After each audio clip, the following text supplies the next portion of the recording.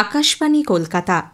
জেলার চিঠি উত্তর ২৪ পরগনা থেকে পাঠিয়েছেন আমাদের সংবাদদাতা পল্লব ঘোষ।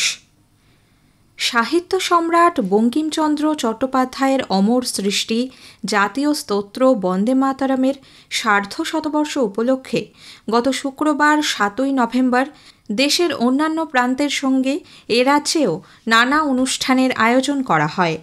এই উপলক্ষে উত্তর ২৪ পরগনার নৈহাটির কাঁঠালপাড়ায় বঙ্কিম ভবন ও সংগ্রহশালায় বিশেষ অনুষ্ঠানের আয়োজন করে বন্দে মাতরম সার্ধশতবর্ষ উদযাপন কমিটি। অনুষ্ঠানে উপস্থিত ছিলেন কেন্দ্রীয় শিক্ষা প্রতিমন্ত্রী সুকান্ত মজুমদার, অভিনেতা রুদ্রনীল ঘোষ, ভাটপাড়ার বিধায়ক পবন কুমার সিং, বঙ্কিমচন্দ্রের পরিবারের সদস্য সহ বহু বিশিষ্ট ব্যক্তি। বঙ্কিম গবেষণা কেন্দ্র ও বঙ্কিম ভবন ঘুরে দেখেন কেন্দ্রীয় প্রতিমন্ত্রী। বঙ্কিমচন্দ্রের মূর্তিতে মাল্যদান করেন তিনি। অনুষ্ঠানে সমবেত কণ্ঠে বন্দে মাতরম গান করেন উপস্থিত বিশিষ্ট ব্যক্তিরা। কেন্দ্রীয় শিক্ষা প্রতিমন্ত্রী বলেন, ইংরেজদের অত্যাচারে নুইয়ে পড়া ভারতবাসীর মনে বন্দে মাতরম মন্ত্র নতুন আশার সঞ্চার করেছিল, ভারতকে জাগ্রত করেছিল, নতুন পরিবর্তনের সূচনা করেছিল। ভারতের স্বাধীনতা আন্দোলনের অনুপ্রেরণাদায়ক এই গান আজও পরিবর্তনের সূচক। নেতাজি সুভাষচন্দ্র বসু আন্তর্জাতিক বিমানবন্দর কর্তৃপক্ষের তরফেও বন্দে মাতরম রচনার ১৫০ বছর উদযাপন করা হয়। বিমানবন্দরের ডিরেক্টর বিক্রম সিং, সব কর্মী ও যাত্রীরা সমবেত কণ্ঠে বন্দে মাতরম পরিবেশন করেন। বিক্রম সিং বলেন, বন্দে মাতরম দেশবাসীর কাছে বিরাট তাৎপর্য বহন করে। দেশভক্তির ভাবনা প্রজ্বলিত করে এই গান। এই ভাবনাকে কাজে লাগিয়েই দেশের উন্নয়নে তাঁরা কাজ করে যাবেন। বন্দে মাতরমের সার্ধশতবর্ষ উদযাপন উপলক্ষে উত্তর দমদম, খড়দা, রাজারহাট, গোপালপুর সহ জেলার বিভিন্ন স্থানে শোভাযাত্রা বের হয়।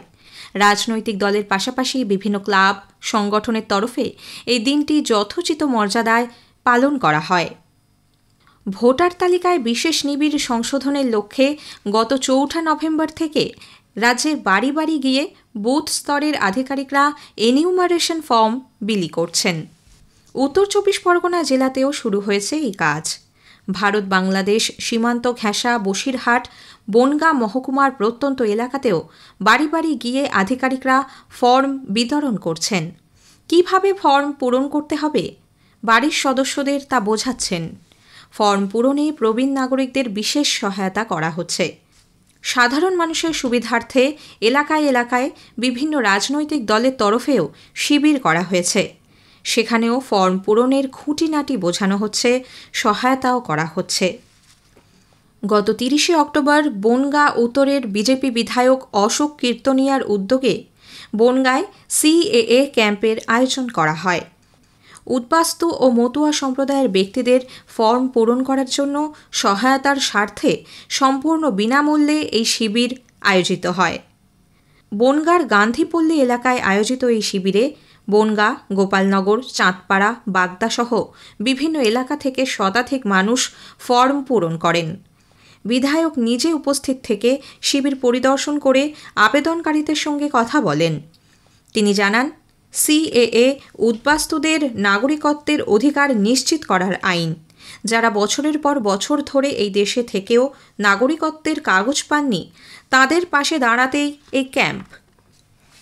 রাজ্য তথ্য ও সংস্কৃতি দপ্তরের অধীন পশ্চিমবঙ্গ নাট্য একাডেমির উদ্যোগে গত শনিবার টাকি সরকারি মহাবিদ্যালয়ে বিনোদিনী স্মারক বক্তৃতার আয়োজন করা হয়। বক্তৃতার বিষয় ছিল পুরুষ চরিত্র, নারীর নির্মাণ। বক্তা ছিলেন বিশিষ্ট নাট্যকার অর্পিতা ঘোষ। নটি বিনোদিনী দাসী নাট্যচর্চার ক্ষেত্রে একজন নারী হিসেবে পুরুষ চরিত্র নির্মাণে বিরাট অবদান রেখে গেছেন। বর্তমান সময়ে নাট্যচর্চার ক্ষেত্রে তাঁর সেই অনবদ্য অবদানের প্রাসঙ্গিকতা তুলে ধরেন অর্পিতা ঘোষ।